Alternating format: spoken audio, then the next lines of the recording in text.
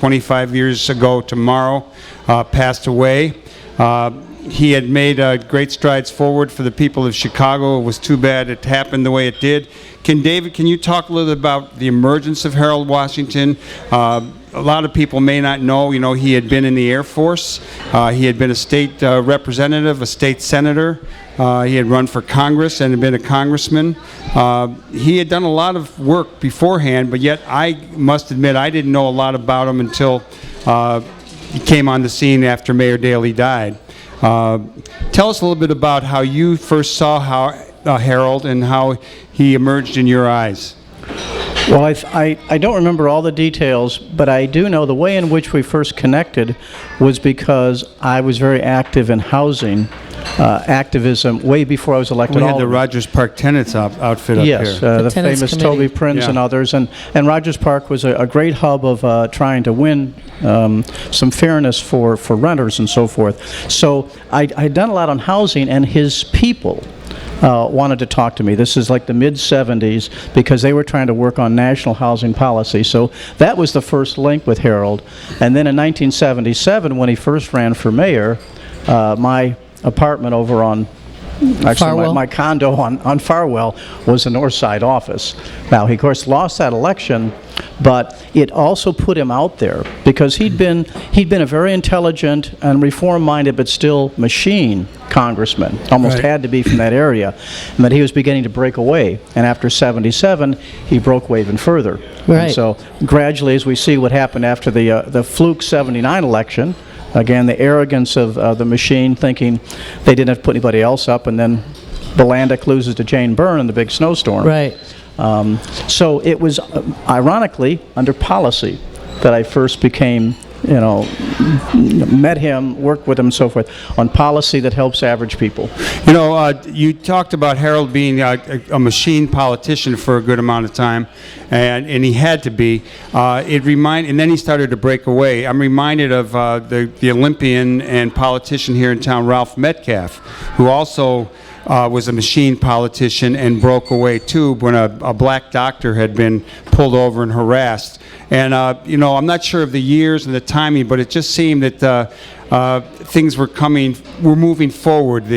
People who had been locked into these old positions were beginning to break away, and the black community was beginning to, stand up for its own interests. Well, I was going to also remember Daley. Remember, the machine always had the support of the vast majority of African Americans. Yeah. But Daley Sr., in the 60s, he began doing so many vicious things that really hurt the black community, that even though many people felt like there's no options, okay, I'm going to get nothing from my people if I'm not part of the party. Okay, that argument. But when you look, all those things happened in the 60s, not just the riots, but the way he treated the attempt to build housing in various neighborhoods. Daley blocked all that. Daley even got top people in Washington, including people that we honor today, to block all that housing reform all through that period. So, by the early 70s, people were pretty fed up. And so that's when the break began. And remember, even, Daley won in 75, but people forget, Daley did not do that well in the primary. He beat Bill Singer and some others. But if you look at those signs, people begin to break away from that powerful Daley machine as early as 75. The other thing that people don't know about Harold necessarily, Mayor Harold Washington, is that he was not only was he congressman from the powerful 1st Congressional District, but he was reelected to that office with the most votes of any of the other congressmen at that time. So in Congress, they pay attention to that. They know amongst themselves who's the guy here with the most weight. And it was Harold Washington, Congressman Harold Washington. And when Reagan was elected in 1980, Harold became I think Lane Evans was glad when Harold got elected mayor, because then he could be the most anti-Reagan voting congressman because Harold was the most anti-Reagan voting congressman until then. And I think that the other thing I feel about Harold that is lasting in some way, in a deep way, was that he matured Chicago. in terms of being a big city with a lot of different kind of people.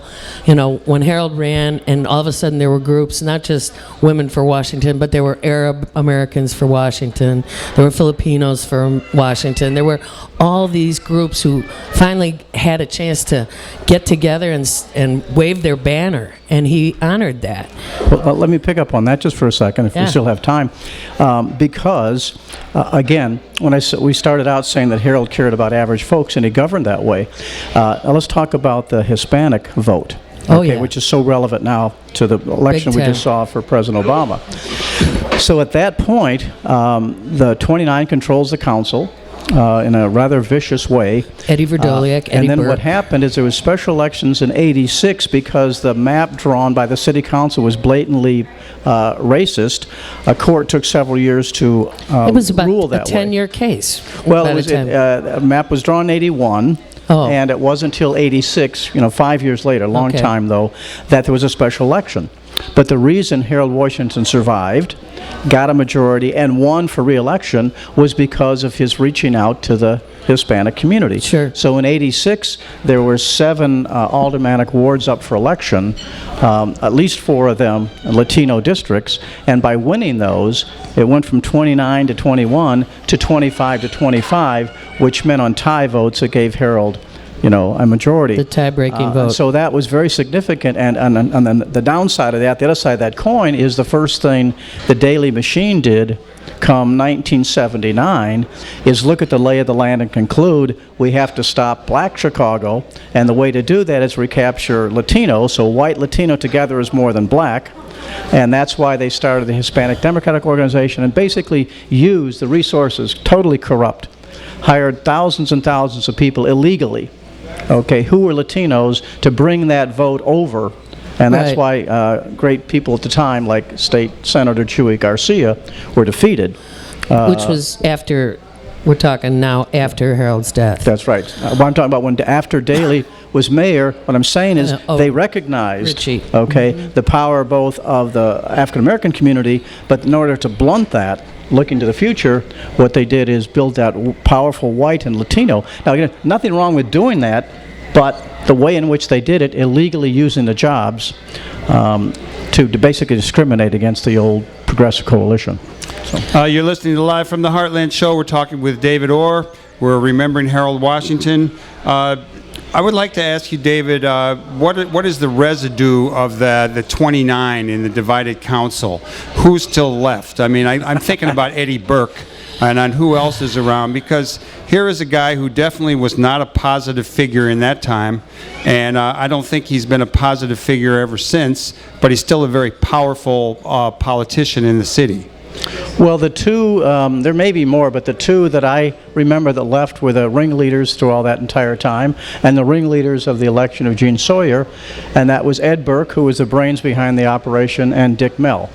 Those were the two that once they realized they couldn't be mayor, I mean, they wanted to have a white mayor, and that famous long all-night session. All-night, that was an exciting time. When they convinced Sawyer to run. Those were the two really ringleaders at the time, and partly because of their powerful posts. Remember, Ed Burke, finance chair, still finance chair, with an enormous staff. And no dummy, a very bright guy, who also used his control. He controlled the police, which means he had to do with hiring and promoting most of the police in the city of Chicago, or if not most, but a great number. He and Verdoliak at the time. He also controlled the judges panel. So by controlling the judges panel and who gets picked, enormous influence on the future, and not to take away from his wife, Ann Burke, but he certainly had a lot to do with shepherding her to become a Supreme Court judge. So when you use your power like that, whether current Mayor Rahm Emanuel likes you or not, you notice he hasn't been dumped. Because when you have that kind of power, you know so much, you know where the bodies are buried, and a politician comes in, and I'm... Hard to dump them. Maybe this is not the case with Emanuel, but somebody comes in and they say, would it be worth it for me to go to war with this guy? Because he can do me a lot of damage. Right. So... we have a few more minutes, and one thing to go away from Harold for a second. and that is the Jesse Jackson Jr. seat, which I'm saying over the radio to my sister Colette, who thinks I should run for it. I'm not going to move to the 2nd Congressional District. Colette, I'm sorry. I've thought about it since Thanksgiving night, and no, I don't. I appreciate it, but anyway, I saw you on TV, and I'm hoping that Governor Quinn is seeing the sense of what you were proposing, which is that whatever special election is run should certainly be run on the same day that there are already scheduled Cook County elections in some of the suburbs affected by that race. Has a decision been made yet? No, but I'm pretty hopeful. I think the next week we'll know a lot more. Remember, the lay of the land is, except for Chicago, well, first, the district that Jackson's in includes a lot of precincts in Chicago. Yep. Most of the precincts, not most, but most of them are in suburban Cook County, and also Will and Kankakee. So 4 districts involved in that race. And except for Chicago, everybody has elections in February and April. Okay, except for Chicago. And so, as you said, we're trying very hard, even though there's some legal obstacles, to make those special elections fall on the same day as existing elections. Could save us a lot of money. And furthermore, few people vote in a special election. So if it's timed as another election, there'll be a little more turnout. So I think what's going to happen is the governor's going to announce something on Monday, probably setting up the special election for Congress being the same day as the primary in February. I think that's going to create a problem for March. But I've also been talking to the legislature, and I think the legislature comes back into session Monday, and I'm hopeful, knock on wood, that the legislature will also then allow us to change the law which says the 115 days, which means we could have the general election for congressmen the same day as the April election. If they do that, we will have won a big victory both for representation and saving the taxpayers money. Yeah. I do want to say that I just want to say I'm very sorry about the situation for Jesse Jackson Jr. We did have him at the Heartland a couple of times, both on the radio show and speaking. He was a pretty dynamic guy and looked like he had a good, strong future. He ran into some He's real still with problems. us. He's still with us. He's got a future. And well, we hope he does, and I hope he's healthy and well at some point. I would like to. I want to thank you for being mayor for a week, David. Thank you. There Was it a are week? thousands and thousands of people in this I city never got the pay. who always say, "I wish David Orr had run." I mean, there's no end to the people who will say that to this day. Let me ask you about what you. Let's have a big round of applause for David Orr, one of our greatest mayors One of the great in the mayors. history of Chicago. And I want to ask you about Harold as a speaker. And we're going to play a little clip. It's a little fiery, this speech. It went out from Media Burn today. And so, Jay, if you could play that for us, and we'll see how the audio is on it. And then we'll just talk about Harold. Take a listen. I think your mayor is a wonderful fellow, but I depart radically from him when he says that he would hope that I would have all the good qualities of past mayors. There are no good qualities of past mayors to be had. None. None. None. None. I remember having a mayor. I did not mourn at the bar of the late mayor. I regret anyone dying. I have no regrets about him leaving. He was a racist from the core, head to toe and hip to hip. There's no danger, doubt about it. And he spewed and fawned and oppressed black people to the point that some of them thought that was the way they were supposed to live. Just like some slaves on the plantation thought that was the way they were supposed to live. I give no hosannas to a racist, nor do I appreciate or respect his son. If his name were anything else than Daley, his campaign would be a joke. He has nothing to offer anybody but a bent-up tin-can smile, no background, and he runs on the legacy of his name, an insult to common sense and decency. Everything I've ever got in the world, I worked for it. Nobody gave me anything.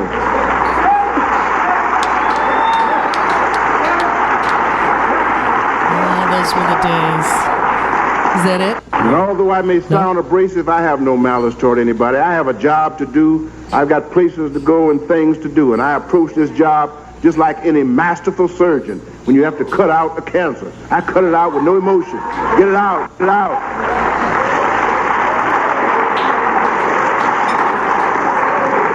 This dominant culture may have messed up my pocket, but they haven't messed up my head one bit. So I approach this awesome job with pride. Pride in my community.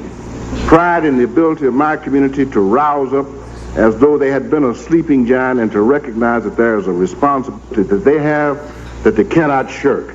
Nobody else is going to shoulder that burden. I believe in the powers of redemption, and I simply cannot believe in the God I worship that he would permit us to sit on this earth for 400 years, or rather in this country for 400 years, and suffer the indignities which we have suffered, piled time after time, high after high, and so heavy it has almost broken the backs of one of the most powerful people in this world. I can't believe there is no redemption. But that redemption is not going to come out in hatred. It's going to come out in positive attitude toward our fellow man. I represent, and you represent, the fruit of the loom, the best this world has to offer. We've been through the crucible. We've been through the crucible. And we have come out with strong and powerful tensile strength. We are a high and good and moral people. We have no explanations to give to anybody. We don't have to explain our existence. We don't have to explain the thing that we want to, a part of the political power of this country, not to suppress anybody, but to add our good. We've come into the 1980s with an understanding that we have not just a right but a responsibility to give the best that we have to a society. We want to give it, and we're going to give it if we have to beat them across the head and knock them down and make them take it. We're going to give it to them. Okay, 5, 4, 3, 2.